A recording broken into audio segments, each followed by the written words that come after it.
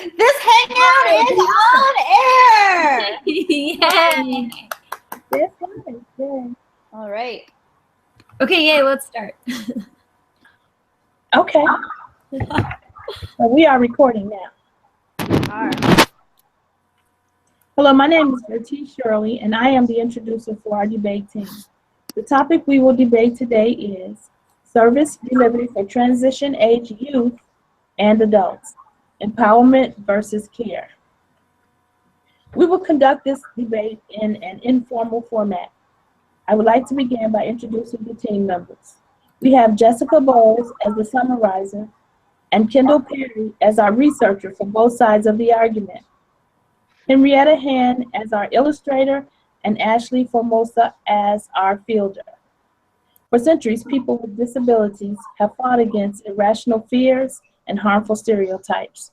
During the 1800s, people with disabilities served as objects of ridicule and were considered tragic and pitiful individuals. They were also forced to spend their entire lives in institutions and asylums. This segregation of the disabled served to keep them invisible and hidden from a biased society. Empowerment versus care. Let's begin the debate by defining these terms. Transition. Transition is defined as the period of time when adolescents are moving into adulthood and are concerned with planning for education, careers, health, healthcare, finances, housing, and independent living. One of the most important objectives in transition planning is that it is imperative that individuals with autism develop and implement a secure employment plan. As outlined by the IDEA, transition services are designed to facilitate the youth with disabilities movement from school to post-secondary education, employment, to housing, to social relationships, and their health care. This transition is based on the need of the youth with disabilities and also takes into account their strengths, preferences, and interests. With the appropriate support and gradual exposure, the adolescents with significant life challenges can learn how to trust and engage with others. They can feel like a part of their community. They will develop self-efficacy and become competent as they transition into adult life. The next word that I would like to define is empowerment. Empowerment is defined as the acquired knowledge and learned skills needed to maximize their independence and self-sufficiency. The most efficient transition education program includes a collaborative learning environment that stimulates real-world experiences and incorporates daily, community-based instructions in a natural setting. The IDEA's federal special education law requires that school districts assist students in disabilities to make the transition from school to work and life as an adult.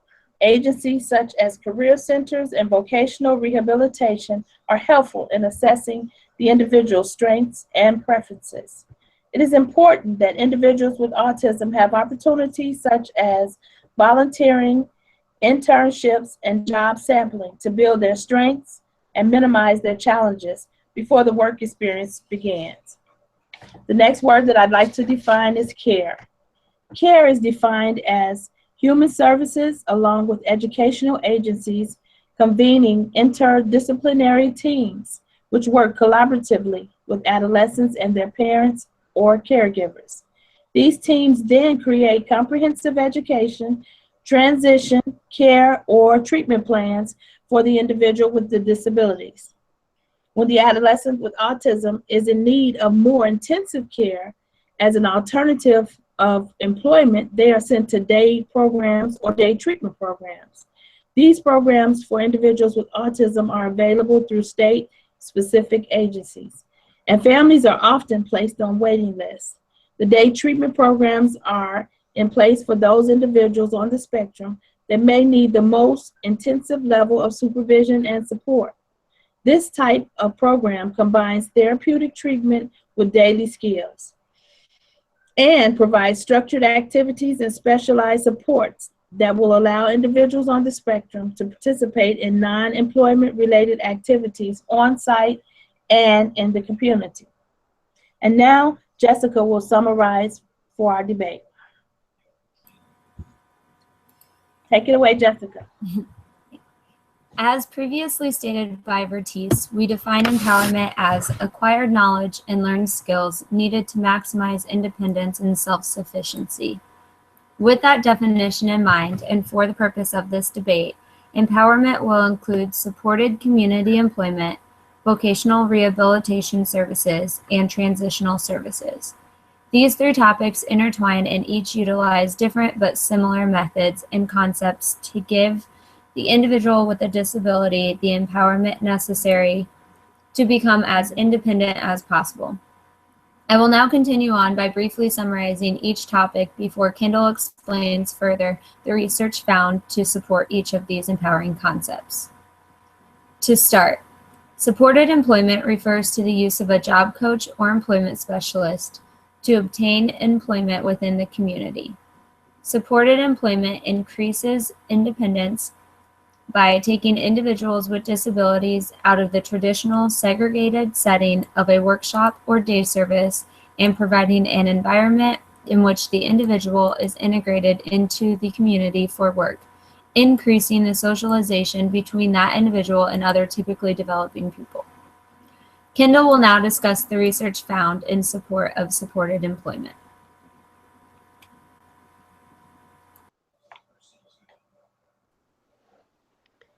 In a study by Cook et al., 1,273 individuals with mental illness from 7 different states were randomly assigned to either a supported employment group or a service as usual condition and followed for 2 years.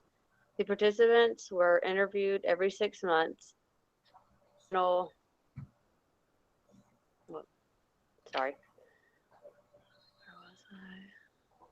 The participants were interviewed every 6 months, and employment status along with services were tracked on a weekly basis. After 2 months or 2 years, the experimental group were more likely to achieve competitive employment and were more likely to work 40 or more hours in a given month. And the experimental groups had higher earnings per month also. In other studies, 6-day treatment centers converted their services to supported employment. In one sample, the participants were considered to have no rehabilitation potential and had been at the day program for 8 years. There were 317 participants and 187 in the comparison group. The follow-up data showed that 38% of the experimental group were competitively employed compared to 15% of the comparison group.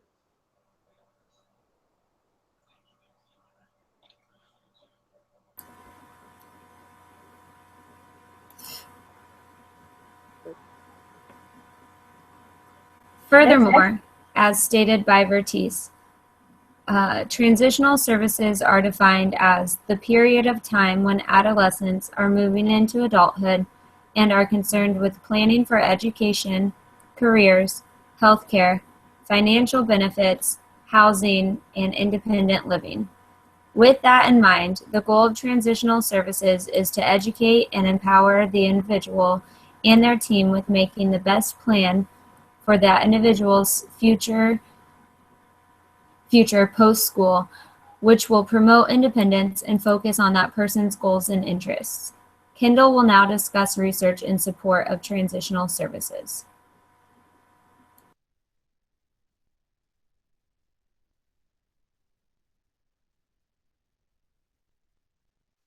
In a study by Leitner, Kipps, Vaughn, Shuttle, and Trice, the data showed students who received more transition planning in high school were more likely to self-disclose their disabilities early in college, which meant that they were more likely to have higher college GPAs and more earned credits by their sophomore year.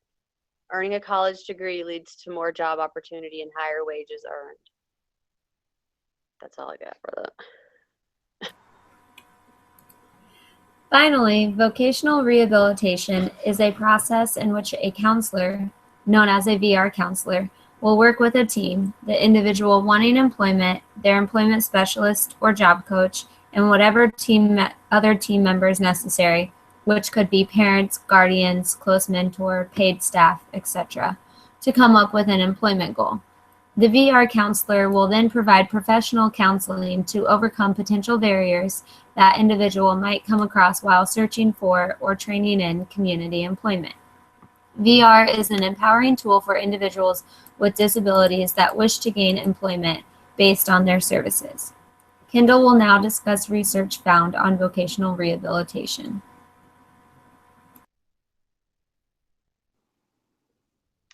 In a study of 5,000 participants from 3 different disability groups, data was taken from United States Department of Education Rehabilitation Service Administration to analyze employment outcomes. The disability groups that were studied included sensory communicative disorders, such as visual impairment and hearing impairment, physical disorders such as arthritis and spinal cord injury, mental impairments like depression, schizophrenia, or learning disabilities. The effectiveness of vocational rehabilitation counseling was examined, and the data showed that 62% of the group that received VR were gainfully employed. The group with the sensory and communicative disabilities had a significantly higher successful employment rate, 75%, than people with physical disabilities, who had 56%, and people with mental impairments, who had 55%.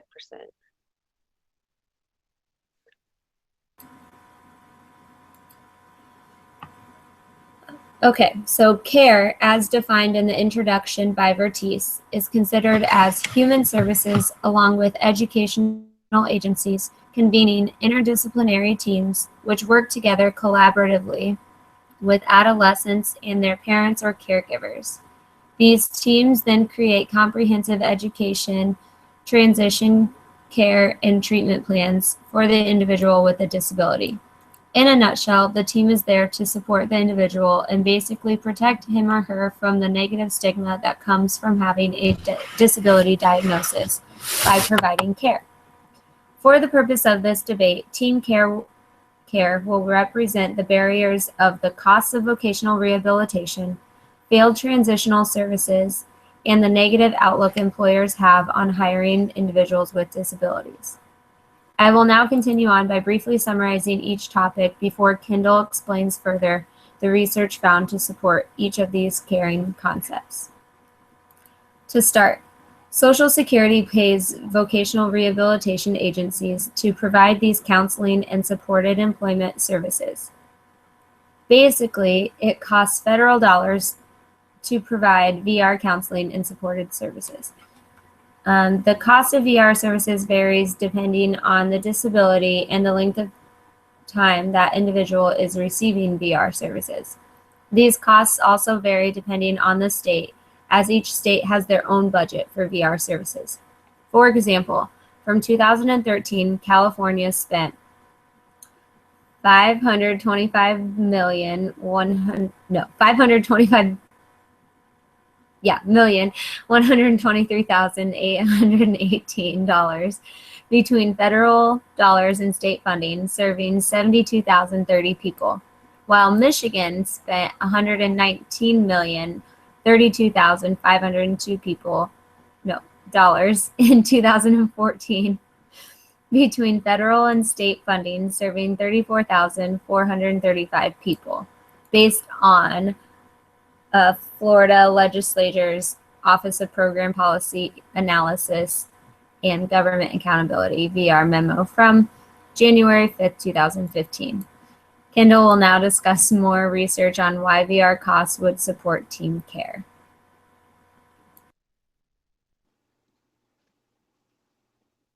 Okay. The rapid rise in the rate of autism has led to concern about the affordability of supported employment in the future. As autism rates rise and the need for services and the need for more services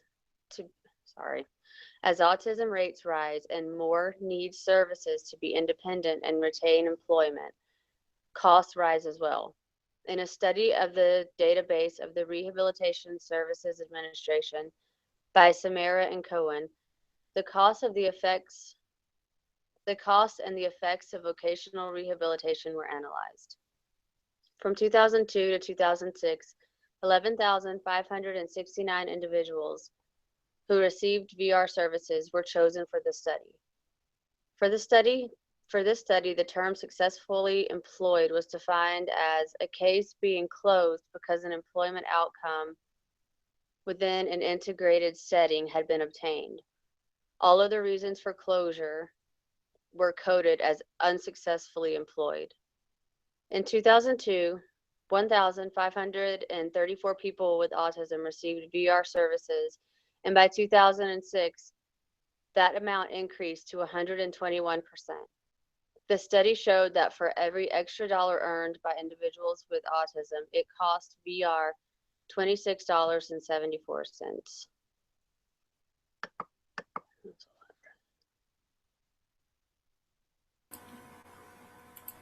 Next, transitional services, while great in theory, have not been proven to have a great follow-through.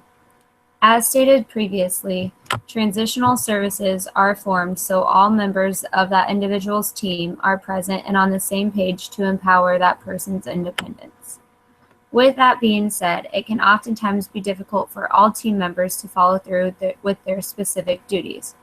From personal experience working with in-employment services, I have heard parents of clients fresh out of high school saying that their case manager did not know about a specific service or their teacher was unaware of the next step for their child.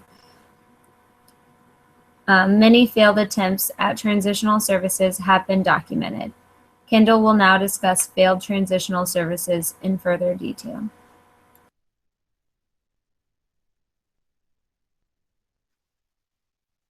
Data was examined from the National Longitudinal Transition Study to determine predictors of successful employment outcomes of special education students.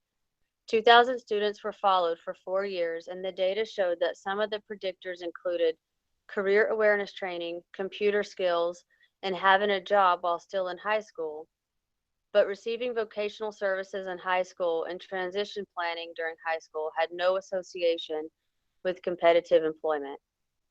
This signifies that the current transition services are not meeting the needs of this population.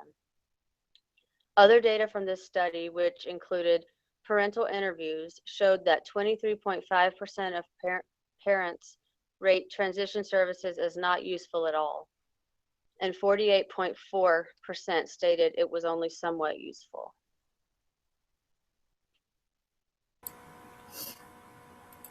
Finally, it is no secret that there is a negative stigma that comes with having a disability. When you state that so-and-so has a disability, unless taught otherwise, majority of people will automatically think of someone in a wheelchair or someone not being able to speak. Employers who are not taught otherwise will think that employing someone with a disability is going to be more work than what they need. There are many myths to hiring someone with a disability, such as individuals with disabilities don't have the right skills for business, accommodations cost too much, hiring people with disabilities will make the employer vulnerable to litigation, and many more. Kendall will now discuss research found to support the idea that employers have a negative outlook on hiring people with disabilities.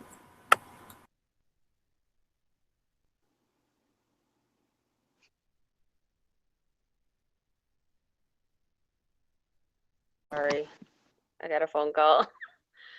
In a survey by Kay, Jans, and Jones, HR professionals and supervisors working for employers did not always comply with ADA standards. Were asked why employers did not hire people with disabilities. The results showed that the primary reasons were lack of awareness as to how to deal with the workers' disabilities and their accommodations, and fear of being stuck with a worker who cannot be disciplined or fired because of the possibility of a lawsuit. Other reasons that 70% of responders agreed upon are difficulty assessing an applicant's ability to perform job tasks, concerned over extra costs, and concerned about job performance. With more awareness and training for employers, some of these ideas could be challenged without the need for supported employment.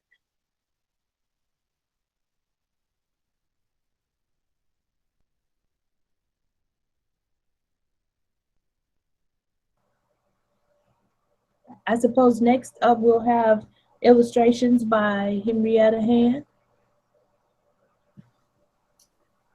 I'm going to show some slides that have some of the data that has been presented already.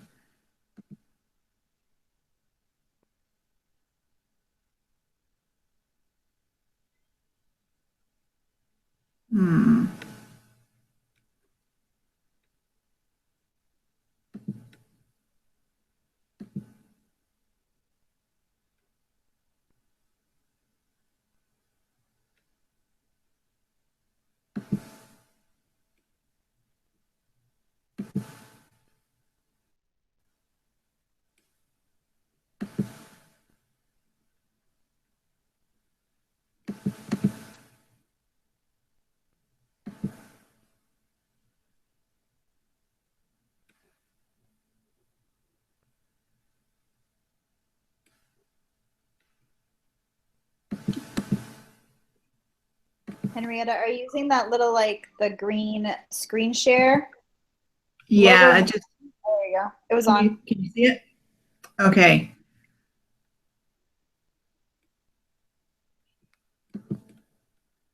All right.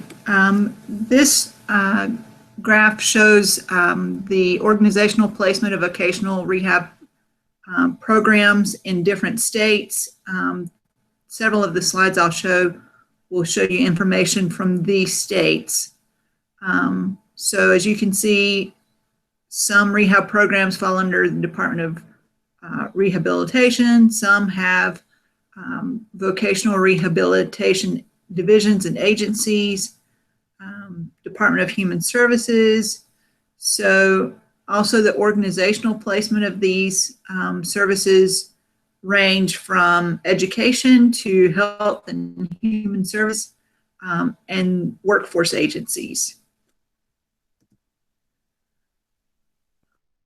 Here's the funding for these states for their vocational rehab programs, ranging from around $119 million all the way up to $525 million in California. And these numbers are from 2013. For California, the $525 million was total funding, but you can see there that part of that came from federal awards and part of it was a state match. And it's that way for most of the states represented here. Here we have the number of full-time equivalents, the vacancies available for people with disabilities, and the percentage of funds for services provided by state employees. So this first in the top right, top left-hand corner are the total. Henrietta, sorry, your slides aren't changing. Oh, do you see three graphs on here? Right, it's still Exhibit 1, organizational placement. Do you see 4? Exhibit 4? No. Okay.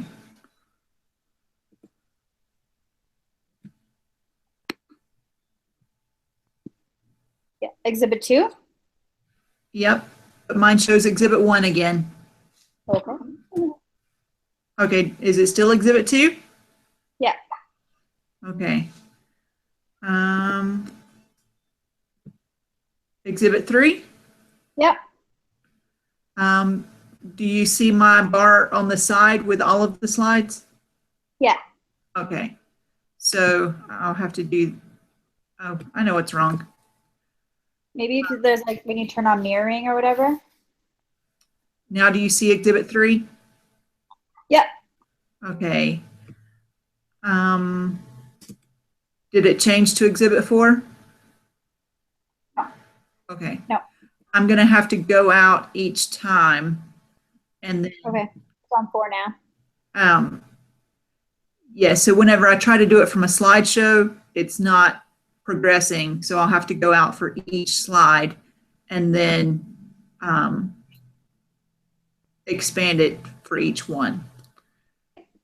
So moving on down, and as I said before, I'm going to have to redo some of these because I don't know that all of these slides will match with what we're talking about for the amount of time that we have. This is the number of individuals receiving services for post-secondary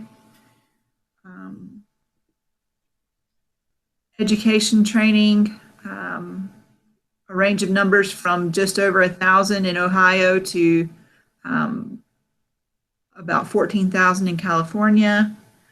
Other training and education. Again, Georgia's at the bottom of this list with about 2,300 all the way up to 17,000 in California. And then the last one is transportation. And again, Georgia's at the bottom of the list with almost 1,900. California at the top with 41,000. Of course, it's important to keep in mind that these states have different populations, and this is raw data, not a percentage. So you would expect to have higher numbers in more populated states.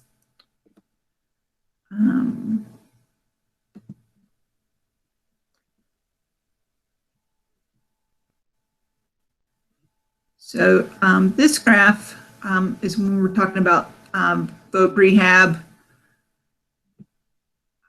It started in 2002, and this is from the Samara study that Kendall mentioned earlier. And you'll see that the total number of individuals served by voc rehab decreased from 2002 to 2006, but the number of individuals with autism actually doubled in that time, so that the percentage of the voc rehab population with autism is actually 0.55% of the total of individuals served by voc rehab. So as we all know, individuals with autism is a growing population, and I think this will be important going forward when we're looking at vocational rehab services.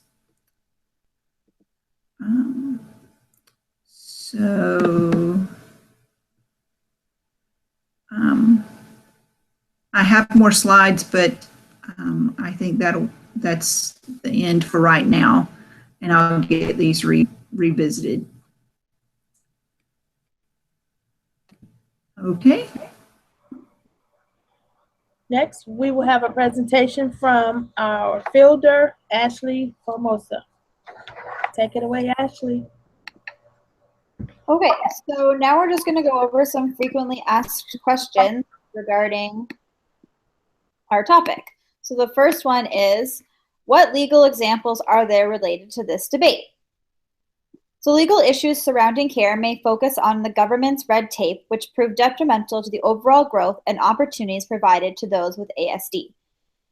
Legal formalities, legislatures, and district-wide boundaries can be limiting to one's right to empowerment and independence that can be gained from proper facilitated services for all ages. For example, the government imposes age cutoffs, forcing wait lists. There is also little regulation in terms of who and what constitutes a special educator. The training provided to meet these qualifications are at times inappropriate and insufficient, leaving trained staff as lead supporters in the ASD community who have little background, diminishing the chances for empowerment of their students. There are several legal cases in Canada that reflect families whose children were denied the right to empowerment based on government laws, stating that only children with ASD between the ages of 2 and 5 would receive ABA support. In the cases of Weinberg, Destin, and Segarian in Ontario, and Otten in British Columbia, supportive education among these various school boards was not provided for the children at the public school level. As a result, these families filed lawsuits against their respective school boards in order to fight for the educational rights of their children, to move them beyond care, seeking empowering opportunities regardless of their age. In the United States, in 1982, the Board of Education of the Hendrick Hudson Central School District was sued by the Rowley family, defending their daughter's right to equal opportunity and fair education. Their daughter, Amy, was deaf and initially provided with an interpreter in class. However, after a 2-week period, her instructor had deemed her a proficient lip reader, rendering his services unnecessary. In a follow-up IEP meeting, the family argued that the FM wireless device used in place of an interpreter was not sufficient in terms of allowing for the same and rightful education for their daughter as her peers. The Education for All Handicapped Children Act of 1975 at the time did not see the need or value in providing the requested support to individuals with disabilities in the school board. Laws and legislations of state governments did not account for required supportive services to facilitate and empower disabled children to actually reach their optimal learning aptitude. The courts had deemed in this case that the school board was only acting as a care provider to students with disabilities based on the EHA Act, and it was never in their intent to provide services to empower and enrich the lives or provide opportunity to the students they were allowing into their schools. The act served as another handicap for these students in life who were being permitted into schools without any intent for follow-through, appropriate or opportune education. Another question is, how do the legal outcomes relate to the pros and cons of this debate? Well, some of the pros are that lawsuits challenge the government laws at all levels, and they pave the way for future opportunities within the ASD community. Without the voices of the suffering, new legislation, centers, funding opportunities, and services may not service or even progress. It is unfortunate that it has come to this level where families have to put forth their life savings, air their family history to public, based on a selection of society that has deemed certain people ineligible to the same rights and freedoms that others openly have and take for granted. Other considerations are the impact on society. When we empower people, we release pressure on the system of care. When empowered, all members in a family are able to regain their own independence, trusting in the treatment and services that have been afforded to their child. Some of the cons are that families spend all their time and money in an already mentally, emotionally, and financially draining situation, and almost on a whim or cloud of hope for change. The main fact that is, even in 2016, families are still fighting for their rights when the right to empowerment, fair and proper education, smooth transition, and transition services should be provided automatically and not begged for and drawn out. In 2009, 62 lawsuits were studied surrounding families who had sued their school board over fundamental and so-called routine expectations that had been violated based on the provisions of IDEA. Within these lawsuits examined, 63% of the schools sued successfully triumphed their case, whereas only 29% of the families involved within the 62 cases saw some form of justice for their child. So what connections can be made to the ethical codes? I'll see if I can screen share this and then you guys can read them too.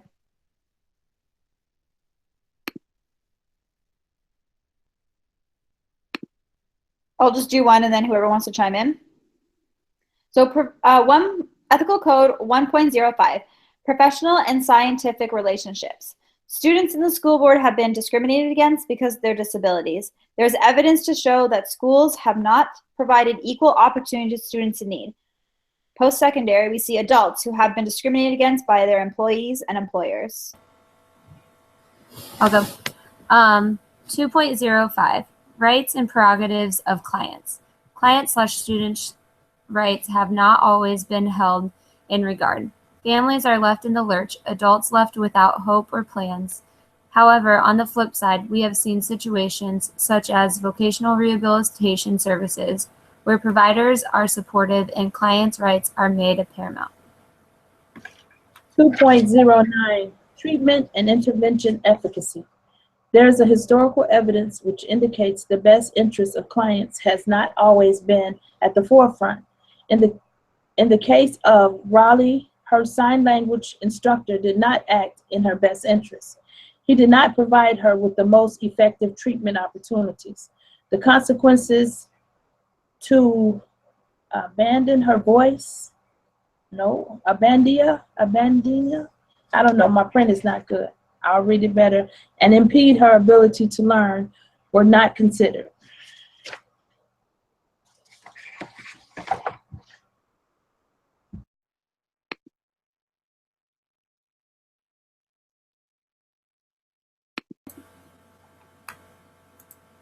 Okay, Oh, go for it. interrupting or discontinue. Oh, sorry. 2.15. Interrupting or discontinuing services. There are instances in which schools have not provided an opportunity for empowerment beyond their walls, where transition plans have been stalled, dropped, or no efforts were made to facilitate continued services. However, in accordance with IDEA, when followed, transition plans, when started early enough, can provide and capture those future opportunities. 4.02. Involving clients in planning and consent. Students and adults should always be invited to join in on their transition planning services or any behavioral treatment planning and changes if their function level permits. This encourages another level of empowerment when seeking transitional services or looking at the next steps in life.